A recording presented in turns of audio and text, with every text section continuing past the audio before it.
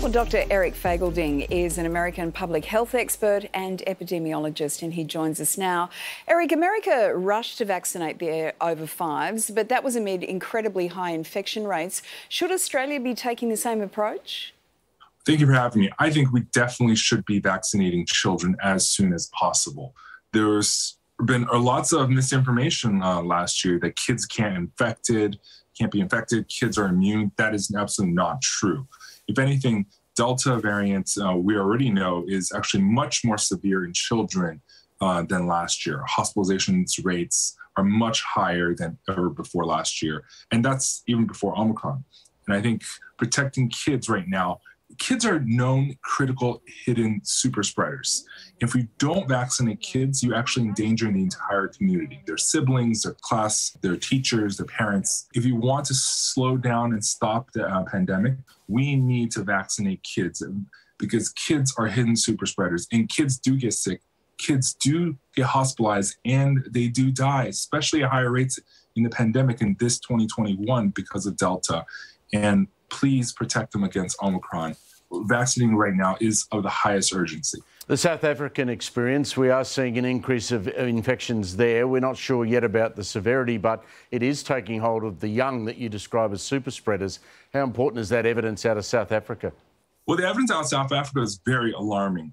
It's not just cases. Hospitalizations are absolutely soaring. And hospitalizations in children are absolutely much, much higher, about six-fold higher than it was last year in previous waves.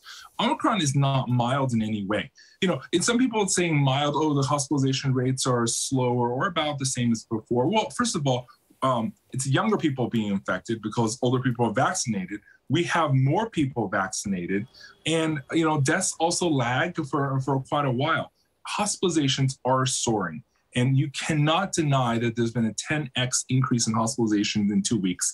And that track is already outpacing the previous waves, even despite higher vaccination rates than before. So the data is very bad, and we have to be vigilant and not try to want to believe in the complacency in the sweet little lies that we hear that it's mild. It's not. The cases are soaring and the hospitalizations soaring. Doctor, I'm sure there's plenty of twists and turns ahead of us, but in the lifespan of this pandemic, where are we actually? And are we going to run out of Greek alphabet? Well, I think the pandemic is still far from over, especially when we still have in many ways what people call vaccine apartheid.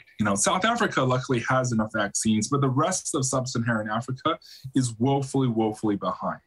And as long as this inequality continues, we're basically neglecting South Africa at our own peril, Southern Africa at our own peril, because the vaccination rates in some of those low-income countries are absolutely abysmal, and we're eventually going to shoot ourselves in the foot because a variant or another variant like Omicron or worse will arise, and we will restart the whole pandemic system, and we have to redo the vaccines. There's a chance we might have to redo the vaccines. Data is still early, but its potential clues are very, very bad.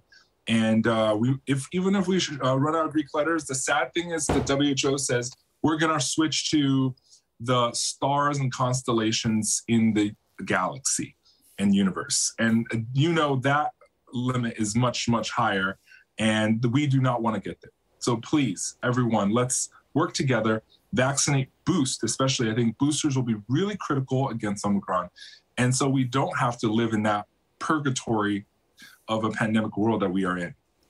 It's very good advice. I'm petrified that the thing after the alphabet they went to was the universe, as though we needed something that infinite to capture what might happen in the pandemic. That is the scariest answer I think I've heard this year. Eric, thank you very much for your time.